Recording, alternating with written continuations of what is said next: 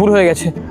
আরে না না, আমার ওয়াইফের না একটু এরকম শখ আছে আর কি, বয়ফ্রেন্ড বানানো, ডেটিংয়ে যাওয়া, ওই জন্য আর কি। তাতে তোমার কোনো দোষ নেই। এরকম করে কেন বলছো সূর্য? আরে সুইটি, তুমি আমারই সোসাইটিতে, আমারই এলাকায় তুমি এরকম কাজ করছো। আরে আমার তো একটা সম্মান আছে না, প্লিজ তুমি এরকম করো না। তোমার যদি কোনো প্রবলেম না থাকে, চলো তুমি আমার রুমে চলো, আমি তোমার রুমটা দিচ্ছি, আমি গাড়িটা দেখছি, পাহাড়ে দিচ্ছি, কোনো অসুবিধা নেই, তুমি গিয়ে করো। কিন্তু এরকম সোসাইটির মধ্যে আমার নাম খারাপ করো না প্লিজ। সূর্য প্লিজ ক্ষমা করে দাও। তার তো কোনো সুযোগই নেই না, আর তুমি যা করার তো করেই দিয়েছো। আরে তুমি যা খুশি করো, আমার কোনো অসুবিধা নেই, কিন্তু অন্তত আমার সোসাইটিতে আমার তো একটা সম্মান আছে।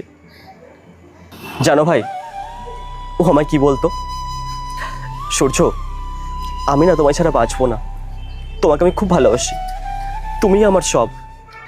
আর সেই মেয়ে দেখো আজকে নতুন নতুন বয়ফ্রেন্ড বানাচ্ছে, ঘুরতে যাচ্ছে, ডেটিংয়ে যাচ্ছে। না না, সেই সব নিয়ে আমার কোনো অসুবিধা নেই, আমি তো সব কিছুই মানিয়ে নিয়েছি। শুধুমাত্র একটাই রিকোয়েস্ট, যে এই সোসাইটিতে এইভাবে নয়, এখানে আমার একটা সম্মান আছে তো। আমার সত্যিই খুব ভুল হয়েছে।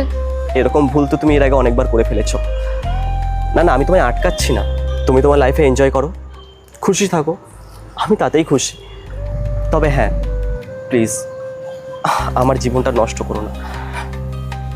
আমি তোমাকে ডিভোর্স লেটার পাঠিয়ে দেবো, তুমি সাইন করে দিও।